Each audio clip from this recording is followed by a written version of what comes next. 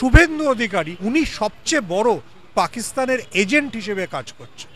শুভেন্দু অধিকারী, আবারও বলছি, হিন্দুদের সবচেয়ে বড় শত্রু। আমার পকেটে তো হিন্দু দেবতার, তো আমি এটা দেখালে কি পেট্রোল পাম্পে পেট্রোল সস্তা হয়ে যাবে, আলু পটল সস্তা হয়ে যাবে, সর্ষের তেল সস্তা হয়ে যাবে?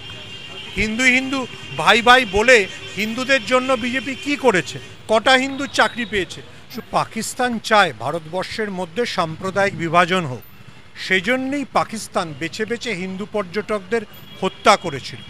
এবার শুভেন্দু অধিকারী যদি সেই ফাঁদে পা দেন এবং ভারতবর্ষকে বিভাজিত করতে চান, তাহলে সেটা অত্যন্ত দুর্ভাগ্যজনক হবে। শুভেন্দু অধিকারী জানেন না, শুভেন্দু অধিকারী বা বিজেপির লোকরা ভাবেন কলকাতার এই প্যাটার্ন ট্যাঙ্কটা বোধহয় পাকিস্তান থেকে উপহার এসছে।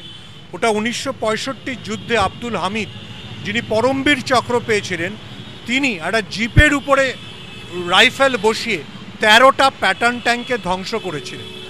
এখনও পাঞ্জাবে গেলে ভারতবর্ষের যে কোনো প্রধানমন্ত্রী, নরেন্দ্র মোদী অবধি, আব্দুল হামিদকে শ্রদ্ধা জানাতে যান। ফলে ঝন্টু আলী শেখও এমন একজন শহীদ যিনি দেশের জন্য প্রাণ দিয়েছেন। যদি তার স্মরণে বা তার শোকে যদি বিজেপি বা গেরুয়া শিবির সামনে না আসে, তাহলে সেটা অত্যন্ত দুর্ভাগ্যজনক। তাহলে আমাদের ধরে নিতে হবে শুভেন্দু অধিকারী পাকিস্তানের তৈরি স্ক্রিপ্ট অনুযায়ী চলছে। উনি ভারতবর্ষকে হিন্দু পাকিস্তান বানাতে চান কিনা সেটা ওনার বিষয়, কিন্তু ভারতবর্ষের সংবিধান, ভারতবর্ষের ভারত আত্মা এটা বলে না। আমরা তো শুধু আব্দুল হামিদের কথা জানি না, এরকম অসংখ্য লোকজন আছেন যারা ভারতের জন্য শহীদ হয়েছেন। আশফাকুল্লাহ ছিলেন, আরও কত লোক ছিলেন। তো তাদের সবার ইতিহাস আমরা কি ভুলে যাব? ভারতবর্ষ কি হিন্দু, মুসলিম, খ্রিস্টান, শিখে ভাগ হয়ে যাবে? আবারও বলছি, শুভেন্দু অধিকারী না জানেন ভারতের ইতিহাস, না জানেন নিজের দলের ইতিহাস। যদি কেউ বিজেপির সংবিধানটা পড়ে, সেই সংবিধানের প্রথম পাতাতেও লেখা আছে বিজেপি একটা ধর্মনিরপেক্ষ দল। 2014 নরেন্দ্র মোদী শপথ নেওয়ার আগে বলেছিলেন যে ভারতবর্ষের ধর্মনিরপেক্ষতা তার ধমনী দিয়ে বইছে।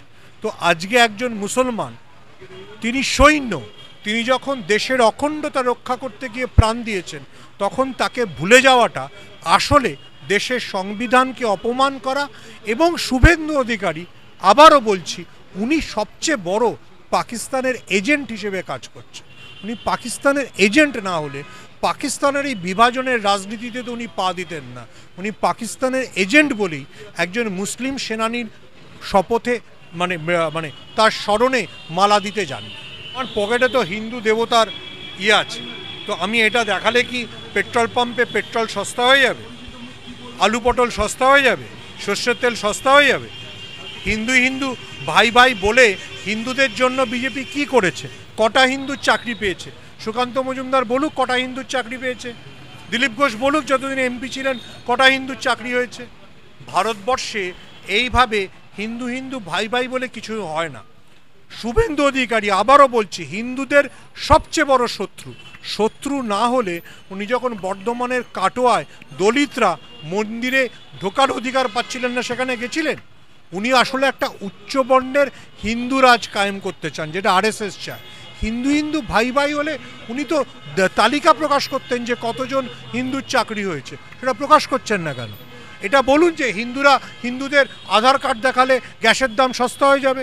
এটা বলুন যে হিন্দুদের আধার কার্ড দেখালে পেট্রোল পাম্পে মুসলমানরা তো যে দামে তেল কেনে তার সাথে 20% সস্তায় হবে। এটা বলুন যে হিন্দুদের আধার কার্ড দেখালে রেলের চাকরি হয়ে যাবে।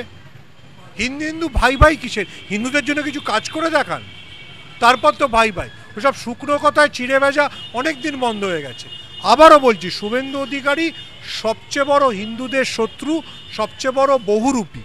উনি তৃণমূলে থাকার সময় মাথায় ফেজটুপি পরতেন, বিজেপিতে সে হিন্দু হিন্দু ভাই ভাই বলছেন, ওআইসি আসলে আল্লাহ আকবর বলবেন, তারপরেও কিছু না হলে টাটা সেন্টারের মাথা থেকে ঝুলে পড়বেন। ওনার একমাত্র ইচ্ছে মুখ্যমন্ত্রী হওয়ার, এর বাইরে কোনো ইচ্ছে নেই। হিন্দুস্তান মুর্দাবাদ বলে মুখ ফসকে বলেননি। ওআইসির দলে গেলে কি বলতে হবে, বা পাকিস্তানের এজেন্ট হলে কি বলতে হবে, সেইটার জন্য। আবারও বলছি, উনি পাকিস্তানের স্ক্রিপ্ট অনুযায়ী চলছে। তো তারপরেও তিনি ক্ষমা চাননি, কি বলবেন? উনি, বললাম তো, ওনাকে ক্ষমা বাংলার মানুষ করবে না। বাংলার মানুষ মনে রাখবে যে উনি একজন, আবারও বলছে, একজন সেনানী যখন মারা গিয়েছে বাংলার একমাত্র সেনানী, তার মরদেহে উনি মালা দিতে যাননি, তা বাংলার মানুষ কোনোদিন ভুলবেন না। পাকিস্তানের পতাকা কোথায় পেলেন, পড়ালেন? হতে পারে ওনার বাড়িতে থাকে, উনি সবচেয়ে বড় পাকিস্তানের স্ক্রিপ্ট অনুযায়ী চলছেন না, কি করে বলা যাবে? বলছি উনি হিন্দুদের সবচেয়ে বড় শত্রু। শুভেন্দু অধিকারী এত বড় বহুরূপী, সোশ্যাল মিডিয়ায় দেখবেন ছবি ঘুরছে, যখন উনি তৃণমূলে ছিলেন মমতা বন্দ্যোপাধ্যায়ের পাশে দাঁড়িয়ে ব্যগ্র চিত্তে এই জগন্নাথ মন্দিরের ম্যাপ দেখাচ্ছিলেন, তখন ওনার এই জগন্নাথ মন্দির নিয়ে কোনো আপত্তি ছিল না, এখন মমতা বন্দ্যোপাধ্যায় উদ্বোধন করছেন বলে আপত্তি। উনি রাজনীতি ছাড়া আর কিছু বোঝেন না, এবং এই যে জগন্নাথ মন্দিরের ব্যাপারে আপত্তি করলেন, এতেই আমার কথাটা সত্যি প্রমাণিত হলো যে উনি হিন্দুদের জন্য সবচেয়ে বড় শত্রু।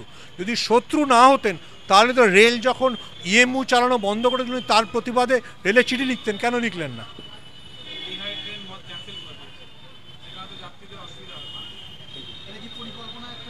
উনি পাকিস্তানের চিত্রনাট্য অনুযায়ী চলছে, উনি বোধহয় পাকিস্তানের সবচেয়ে বড় বন্ধু। আপনারা দেখছেন আপনাদের প্রিয় চ্যানেল SSTV পাবলিক, সত্যের সাথে ন্যায়ের পথে।